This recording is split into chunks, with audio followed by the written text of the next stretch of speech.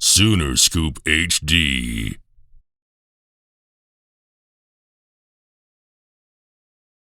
Close, you competed against them, or I should say SEC teams up close, you competed against them. How close, after a full 6 months now, we had spring football and all that, how close is Oklahoma to being on that level? I'm not really concerned about trying to compare us to anybody else. We're going to be inside out with everything that we do. I just want us focus on being our best. And when you start comparing yourself, man, it's just a losing battle.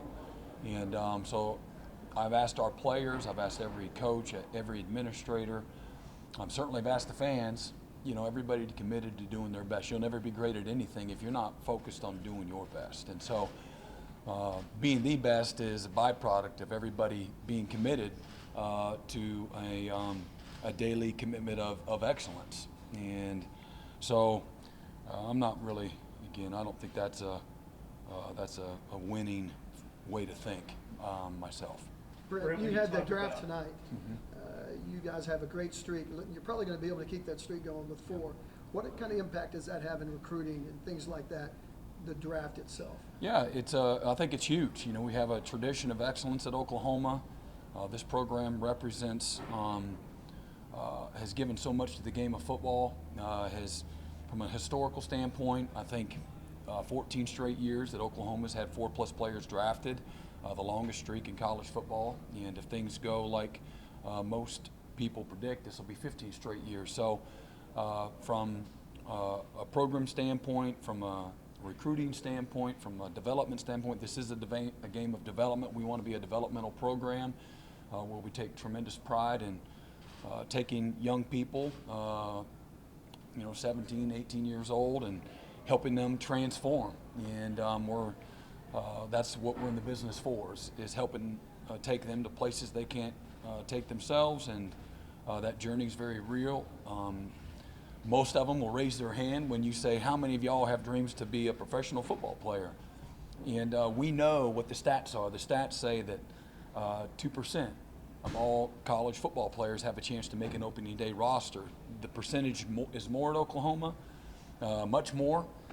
But that being said, you can't play the game forever. But we want to facilitate all their dreams. That's certainly one, to play in the NFL.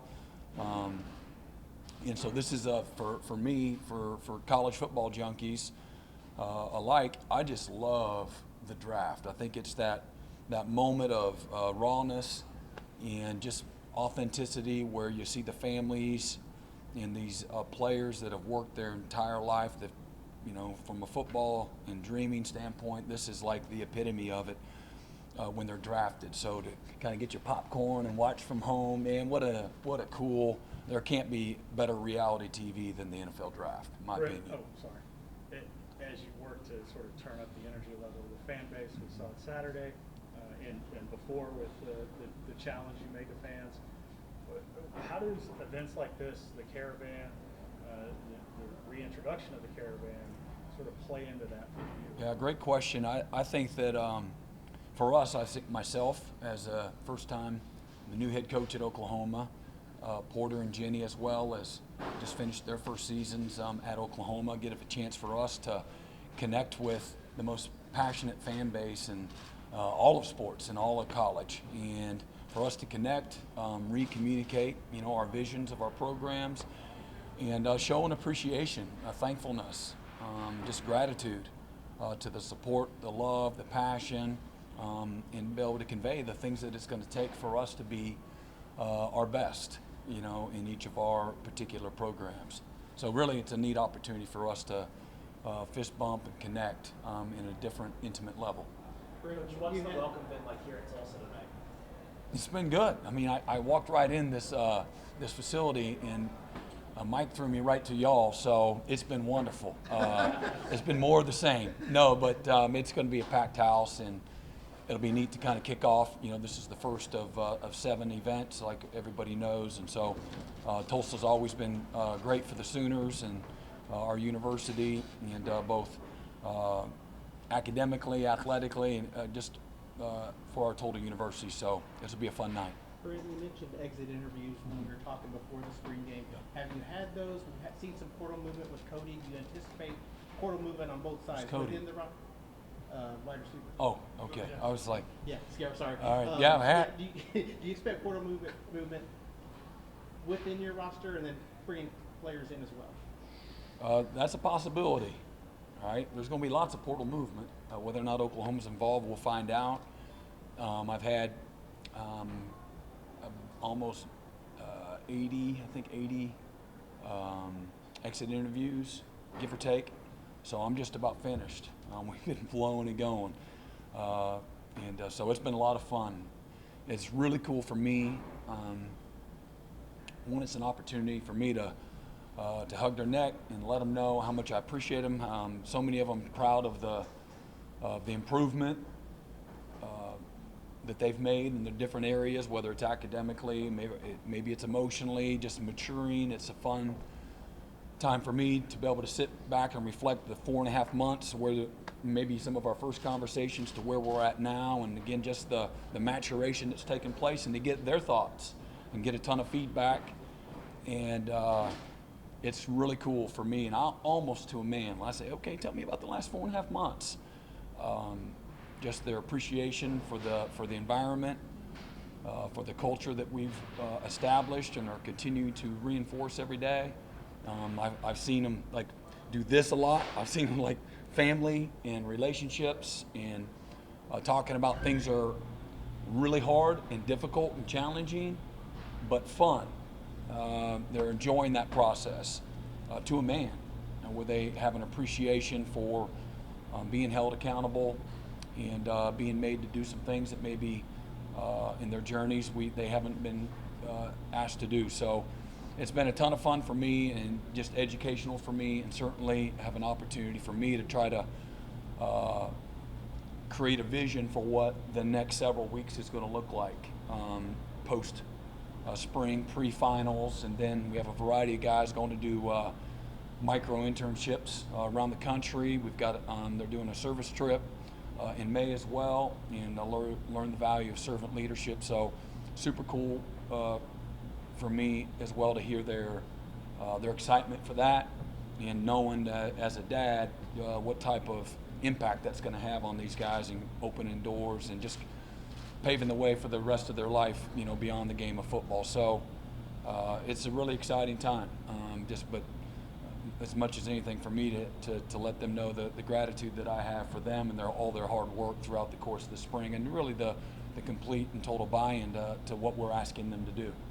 Brent, as you kind of shut the curtain on your first spring camp in those first 4-ish months, what are some of the things you've been able to reflect on and think about Reflect on? yourself? Yeah. Well, there's so much, and all of it goes on at once. So from, again, hiring your staff, establishing your vision, establishing your values,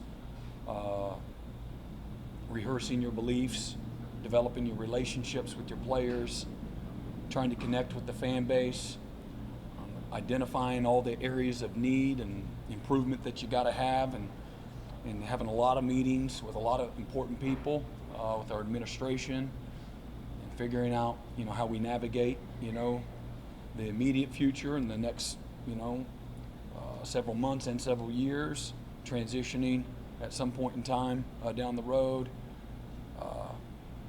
Probably the most complicated part of all that is managing first time or new staff, right? So transitioning with the new staff and handling NIL and the transfer portal. Like, that's been the most complicated probably area. A lot of unknowns, a lot of first times for just a lot of people. And so trying to figure all that out, all the while continuing to create the right mindset for everybody. Mindset affects everything. Attitude affects everything. And so attitude and mindset affect your heart. And my job is, we've developed a culture, because again, your culture drives behavior, and your behavior, it affects everything. And so making sure that the culture is influencing both your players, your staff, and what we say, how we say it, what we do, So you want to make sure that we're very mindful of that, and we continue to nurture that. A lot of people focus on strategy, and I think that dries up. I think that only gets you so far, and I think that when you focus on the root and you don't focus on the fruit being the wins and the success, the success is a byproduct of making sure that the root's right. So again, I've said this before, we get one chance to do things right and lay the foundation and make sure that we emphasize the right things, we keep the main thing, that we're relationship driven in everything that we do. That takes time. Our culture is a foundation of relationships. It's a foundation of structure and accountability and discipline. And you can have discipline and love. They go together. They actually go together. Well, a lot of you, are parents, and so you know exactly what that looks like. So, but you also have a culture of effort, a culture of toughness, and connection, and trying to be genuine and authentic, and help facilitate these guys' journey. It's very important to me because I know what the work that has to go in, how difficult the journey is, how hard it gets for these young guys. So I try to do everything we can to help our guys focus on the right stuff, to think the right way, to handle it day by day, quit worrying about someday, focusing on today, and helping our guys having some joy in their journey. And because the world will steal your joy in a minute if you allow it. So it's really important for me that when they look back years down the road on their experience at Oklahoma, that they had a wonderful experience, an experience where they were empowered, where they're equipped, and where they feel confident for whatever's next beyond the game of football. So you do that, again, just really one day at a time, be very intentional about again, those relationships, and again, how you help your players think the right way, help them to focus on the right things, and that's been a lot of fun. That part has been a lot of fun, and the players have, they'll see right through you in a minute, and so they've had a lot of fun knowing that where we're coming from, what our motivation is, and so you lead from a place of love, and you lead from a place of positivity. I know there's a precursor for positive results is positive thinking. So try to not have your head in the sand, but be, just try to help them have an attitude of belief. And so us as a program, we got to have that too, believing in all the right things and having a can-do, get-to mindset. And again, just getting our guys to think the right way. And to me, that's why, to a man, they're coming in and saying, "Coach, man, I'm having fun. Coach, I feel like this is family. This is what," but at the same time, they're grinding as hard as they've ever grinded. They're being held accountable. There's more discipline and accountability than they probably ever had. And we're not looking the other way. So we're not going to compromise the values and the expectations and the standards of our program. So they understand that too. And so it's a lot that's going on there. And we're trying to recruit too, by the way. And so I probably left out about 20 other things that we've been doing. What's it been like? But it's been all those things, and like you're 10 and 10 on that treadmill, and nonstop, And it's been fun though. I mean, it's a lot of fun. Again, I've said it before. When you love what you do, it's not like it's work, man. You work for purpose. You don't work for money, man. You just there. You find all kinds. That's where you get your energy and your focus and your enthusiasm for what you do. Brent, how much do you think about the SEC? I mean, that's down the road. He asked about how much do I think about the SEC. That's down the road, and we're trying to build a program so that we can compete with anybody in college football, that we become the standard in college football. And I do have a very clear vision for what that looks like. We got a lot of work to do. So how much, you looking for a percentage, how many days a month? Whatever you want to put it, man.